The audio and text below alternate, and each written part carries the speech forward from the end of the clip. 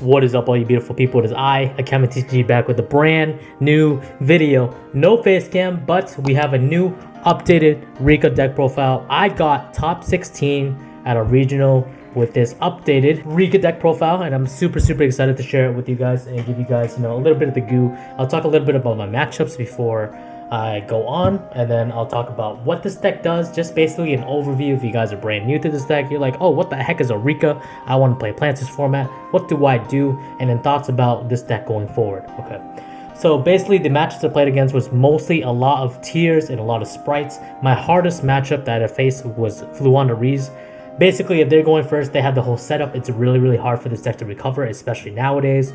The Fluondarees deck is playing more than one barrier statue, or they're playing multiple traps. It's just really hard to deal with, especially with unexplored winds in the field. They can start tributing my con and my field spell, and if I lose that advantage, I pretty much lose really fast because they recover every turn.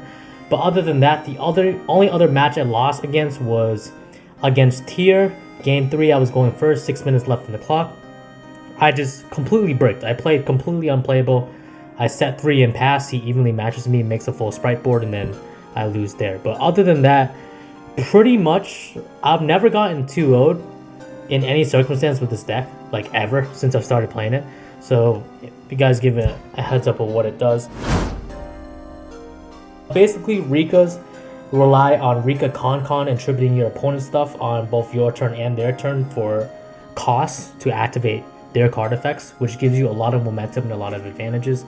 So a really good example is one opponent had a Red Eyes Dark Dragoon in the field. You contribute the Dragoon for cost off of one of your cards before they even have a response to negate with the Red Eyes Dark Dragoon in the field. So if that's kind of like your playstyle and you like combo and you're like going off against your opponent and interacting with them on their turn, it's a little bit of both, then you're probably gonna like this deck.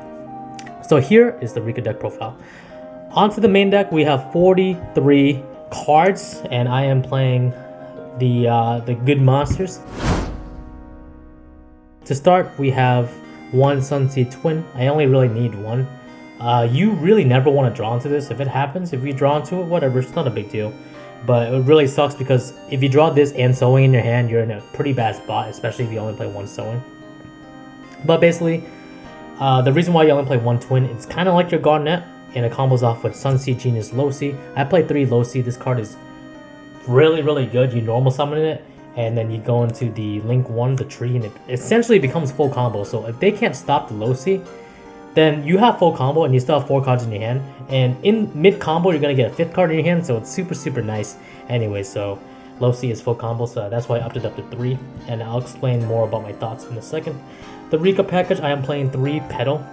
I feel like pretty much if you start either Losi or Petal, you're fine. If you go the Losi route, you have full combo. If you go the Petal route, you can still set up Mudan, Con, Sheet, in that if you're a seasoned player, Mudan, Con, Sheet, granted they don't have a Cosmic or something for the Con, will get around most boards that are established nowadays. So it's really good, just depending on when you use the Sheet. That's the most important part, and then you can just go off from there. So it's really good. Rikka Princess, you keep it in your hand, keep it in the grave, doesn't matter. You put it in the grave, just be really careful. They could call by it preemptively. They can't do it while it's resolving because it shuffles back to the deck for cost. But if they have call by in hand, they can shotgun it during main phase or standby phase at any point, and then remove your princess before they go off in the combo. It's really good. But if you keep it in your hand, it's essentially another hand trap your opponent has to deal with, and it's just really good as a card. It's a free extender. I won one of the duels against Tiers. I opened 2 princesses in hand, and I just normaled one, special the other one. I went to Dance Fion, and it kind of psyched my opponent out. He imprinted the Dance Fion, and then I had one more thing in hand to keep going. So it was really good, and it ended up working out. 2 Primula. You guys were telling me, yeah, you crazy. Akemi, why are you playing 1 Primula? For a while, I played 1, and then I realized it's so often where it comes up where you're gonna need a second Primula just to resolve Glamour and get yourself a copy of Princess and Primula. It happens so often, and that's why I switched to Primula. I know I upped the deck count by making it 43, and you never want to draw both of these at the same time. If you draw both of these at the same time, it's really bad, but ideally you're just using it for resource for Glamour for the slightly longer grind game. so that's why I played 2. And also, if you guys don't know, you activate Glamour, tribute one of your monsters. You can special summon Permula on Resolution, then special summon Princess. Then you make a free Strenna. So off of the Glamour, it's a free Strenna, which is really, really busted. 2 Mudon. Some people only play 1, but I think it's so good. You have to play 2. Get yourself the field spell, get yourself any Rikka spell or trap. It's just really, really good. Also, with the Con on the field already, if you open Con Mudon, you can activate Con. They don't respond to Con. You can Mudon and immediately tribute one of your opponent's monsters, and then you get a plus, and it's really, really, really, really, really good. So, on top of that, I play 2 Snowdrop. Some people only play 1. I think 2 is the way to go. There's so many plants in this deck anyways that it's usually never dead in hand. You can draw multiple Snowdrop. Like one of the matches at the regionals, I drew 2 Snowdrop and I still went off with it, so it was really good. And last but not least, 1 Lone Fire. Why am I still playing the 1 Lone Fire? Why don't I just cut it back down to 42? You're gonna have some hands where you want to pick between Petal and Petal, Low C. You can even summon Mudon off of this. It's a really, really good Arrow Mage Jasmine target. And also, if you're playing any extenders like Monster Reborn, it's really good. If you're playing Tranquility, Reviving the Blossom is very, very good. So there's so many applications for Lone Fire Blossom. I just can't fathom playing it more than 1, just because if you summon Lone Fire and it gets Ash, you're kind of in a really, really bad spot. You can't make the tree to protect yourself. You can't do anything like that. Whereas if you summon Petal gets Ash, that's fine. You can still link to the tree, and if they don't read the tree, they're gonna hit you, and then you can get some free extenders off of the tree. Or even then, let's say like you open Petal Mudon, if they Ash the Petal, you can still summon Mudon and still get the backup play. Whereas if you had Lone Fire Mudon, if you had Lone Fire and they Ash it, they gamble it, they do anything to get rid of it on the field, you're just kind of in a really, really bad spot, and that's why I opted to play 1 Lone Fire. Next for the spells, I'm playing 3 Rikka Glamour. This is your search. You need this card. Busted. I expect a lot of this deck, by the way, to be reprinted in Majesty Maiden. It just makes sense. We haven't had a Rikka reprint, so if you're looking to play this deck on a budget, I expect around that time there should be a reprint. But you can go back to my video and then dunk at me afterwards if it doesn't happen. 2 Rikka Con. I thought about playing 3, but I'll explain why I played 2. It's searchable. There's a lot of things that search into it. You can go Mudon. You can mill it off of the Sylvan card and then get it back with Strenna. You have so many different options with Con that I feel like 2 is the best. You kind of almost never want to draw into multiples unless you have multiple ways to tribute your opponent's stuff. Because if you guys didn't know, for each copy of Con you contribute 1 card your opponent controls. So if you activate, the set card from the deck is only once, but the tribute on your opponent's side is per copy of Con. So if you have multiple Con, you can just go off and play some really wonky lines like that. 1 Sunvine Sowing. Some people play 2. There's only one time that it came up where I needed the Sowing because I drew into Sowing, which really, really sucks, and I needed another extender. I don't remember if I drew into it or oh, my bad. He ashed the Sowing I had, so I needed a second one. So what ended up happening was I ended up losing that game, but I don't think it made a difference because he ended up Dark Ruling me anyways, and I couldn't establish a board because during my end phase, he Cosmic Cyclone the Con. And so I think I would have lost that way, but other than that, it doesn't really come up. You just don't really want to draw into it, especially with Twin in hand. So next 3 Unexpected Die, full combo. Again, Low C is full combo. Next, I'm playing 2 Tactics Talent. This came up so often. Every time I drew this card, barring that one time I just bricked and I couldn't play a single card in my hand because it was all spells, it won me the game. Like, I either drew 2. Most of the time I drew 2 because against tier players, they only have 1 card in their hand. And sometimes you can infer what card they have in their hand depending on how they play their hand. So most of the time I just draw 2 cards. I was able to draw extenders and keep going. And the whole point of this deck is, when it's down, you want to try to draw into more gas. And there's so many different ways to draw into gas. So Tactics is really, really good for that purpose. 1 Terraforming, obviously, is to search the field spell. And the reason why we play the Terraforming is we play the Mine. I play the 1 Mine. Some people play 2, some people play 3. I think 2 is the right... no, my bad. 1 is the right number. You can put 1 in the main, but the problem is if you're going first, you never want to draw into Mine. So at least with Terraforming, you have a little bit of flexibility. On really, really rare occasions, this happened a couple of times at locals where I was going first, and because of either a D shifter or some kind of weird game state, I had to Mystic Mine myself so my opponent couldn't play. Or I could have just bricked and I wanted to make sure my opponent couldn't extend too hard without getting punished.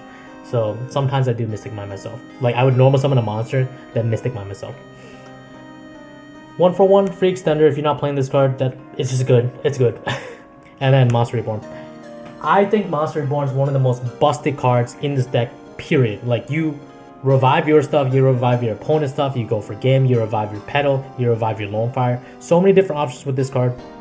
Like Lone Fire, Monster Reborn comes up, even though I do only play the one Lone Fire. Monster Reborn, you can revive your opponent's card to force it out. For example, if they have a Gizmek and you want to force it out, then you can Monster Reborn the Gizmek, forces out the Gizmek. You can Monster Reborn your card to bait out Dean Crow. Like so many different options, and it's such a good card. So I expect, or I highly recommend playing it. I'm 100% sure you guys will not regret playing Monster Reborn in this deck. Did you know I have a website? Visit AkemiTCG.com to get your limited edition Rikka Fairy merchandise today. On to the traps. I am playing 1 Tranquility, 1 Sheet.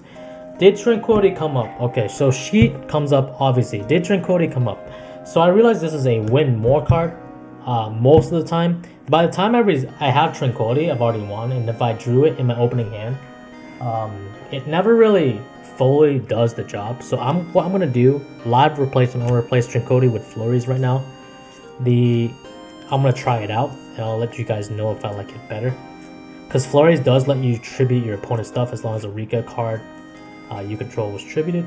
So we're gonna try the Flurries for this time. But Tranquility was a really neat idea, but I just felt like it was always a win more. It was never a necessity. So we're gonna try Flurries to see if we can push for breaking more boards, especially against Flu players. Next, we're playing 3 Infinite Impermanence. I don't play any other hand trap besides the Princess and Princess turn. If I'm going second, I can't play that against my opponent anyways. The reason why I'm playing only Impermanence the hand trap is because it's flexible going first or second. If I'm going first, I can set it and put it in the middle zone to get people, muscle memory in the middle column. Obviously, it's also in the gate. And secondly, it plays around talents. It's just a really good card. So I really like it. Most of the time, I imperm their Kikalos if they manually summon it. Like if they open Instant Fusion, I'm probably not going to imperm the Kikalos. But let's say Gigantic Sprite, you imperm that. Sprite Elf, if they're trying to go for the Toad, you could imperm that. It's just so many different options, but if you imperm the Gigantic Sprite, most of the time they can't get into Sprite Elf, or rather the full Sprite combo anyway, so it's a good card. Next, 3 Rivalry. This card breaks most boards nowadays. Ideally, games 2 and 3, I do side it out. Depending if I'm going first or second. If I'm going second, I have more better going second cards than Rivalry. Whereas Rivalry is just a little slow. Like they can pop off of the Primeval Field spell, where they have ways to pop your back row during the end phase of your turn, so it's just too slow. But if you're going first, this card destroys tiers. This card destroys so many different decks depending on when you flip it. You just gotta know when to do it. And you're only playing plants, so it doesn't matter. And last 3 cards in the deck, I am main decking 3 evenly matched AkemiTCG. What are you doing? Why are you doing this? So nowadays with the new ban list, it's really, really hard. It's much harder to make a full negate board. Most of the time there's a lot of fields with just interruptions or tiers. They go Havness on your turn, then they go off with Dragostapelia or whatever. Just by playing evenly matched, especially if you open multiples, if you don't win the die roll, it's just been so good. Every single time I've drawn this, going blind second because my opponent won the dice roll, which is out of the 7 matches, my opponent won 6 of the dice rolls. And they made me go second, obviously. Every time I opened evenly matched, I had a peace of mind, and whatever board was made, I broke it. If they had any negates on it, I was able to bait it out with a couple other cards, then play evenly matched and catch them off guard. It's just such a brilliantly, really good card, and right now, not a lot of people, I don't think anybody main decks Lancia, besides possibly the random Drytron player. So evenly matched is a really, really dumb card, and I think it's worth maining, honestly. And this is probably the reason why I topped, I'm not gonna lie. Evenly matched is insane. Next, we're going for the extra deck. 2 Strenna. Some people play 3, but it's honestly never come up, so 2 Strenna. 1 Ulse, Leo the Lion. This card brings things back to the deck. It also has 3200 defense. People don't know about this. This thing is huge. Absolutely huge. I had a lot of opponents had trouble getting over it. I would top deck something, they can't get over it, then they pass, they go to the next turn, and the next turn I spin back something else. Or since it has such a strong ability to top deck or bottom deck a card, they're forced to do something about it, and it's just really, really good bait while you set up your pedo and everything for the following turn. 1 Hyperiton, obviously if you're going first, you want to add a spell and a monster negate, it's just good. 1 Kanzashi, it does come up for me. Kanzashi plus Teardrop is OTK. You would attack for 28, then 24, that's 5200. Teardrop, tribute itself, Kanzashi trigger, Teardrop, attack for game, because it's exactly 8000.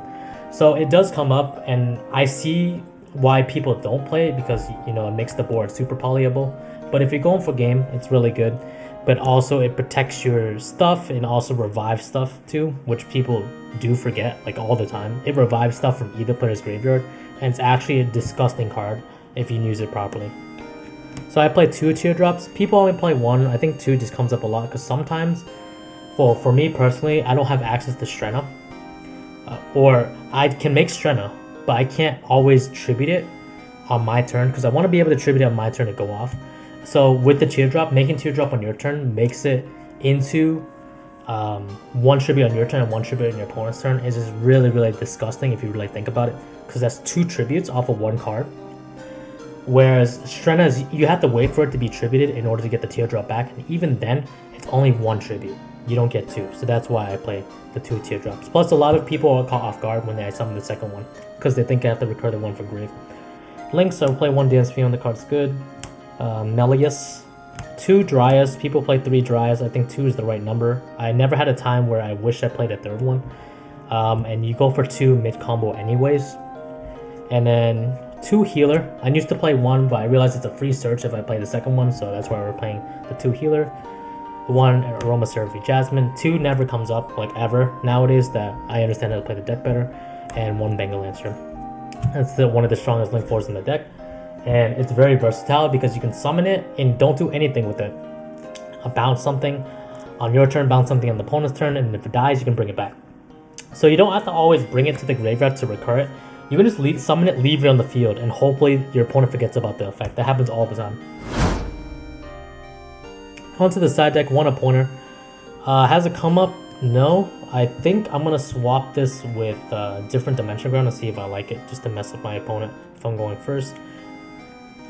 So next I have 3 Twin Twisters, pop back row. If they have anti-spell, you go off, it's really good. Another Mystic Mind. Did this come up? This came up a couple times, so I'm probably going to keep it in for the upcoming format, but we'll have to see any more testing. 1 Harpy's Feather Duster, the card's good, you nuke the back row. This deck has trouble dealing with a lot of back row.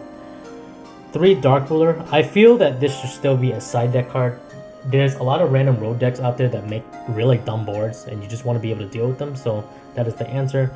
And I'm also playing 3 Lightning Storms. That card is busted. Lightning Storm is just a really, really good card to destroy back row, but it might be a little bit overkill because I'm playing 3 Lightning Storm and 3 Lightning Storm and 1 Duster and 3 Twisters, because I just really don't like back row decks, and Flu is my kryptonite, funny enough, with this deck, so we'll have to see. And then last but not least, I'm playing 3 Droplet. I wanted to play Ultimate Slayers before, but I just didn't have space for it, and I feel that right now with this current format, with especially the new ban list, Droplet's slightly better. Obviously, we're not playing this against like tiers or something, but there's just more utility for this card now than there was before, so I dig it. So, how I feel about this deck in the next format is it's going to be really tricky playing under Mama format with the Ashizu stuff. We're just going to mill your stuff, so I have to figure out how to out that. I might try to main deck some random Jane cards just to deal with tier decks, because tier, in my opinion, is going to be tier 0. No pun intended, and it's going to be really, really hard for this deck to survive. So maybe Neko Main King in the main, maybe something unorthodox like that, but we'll just have to see. I do need more testing and understanding the new meta before I can talk about it. But basically, guys, I'm really glad to finally top original with the deck that originally brought this channel to life, which is Rikkas, and I'm really proud of, like, you know, how far this deck has gone in terms of what the deck can do, how many different like lines it has. It's such an intricate deck, and if you're you're new to the game, you're watching this channel for the first time or something like that, there's so many lines with this deck. So the more you play with this deck, the better it gets. I promise you, it gets better and better and better. If you guys enjoyed the video, make sure to drop a like, comment, and subscribe. This is my top 16 regional deck profile. I am AkemiTCG. I'll see you guys next time. Peace. The world ends now.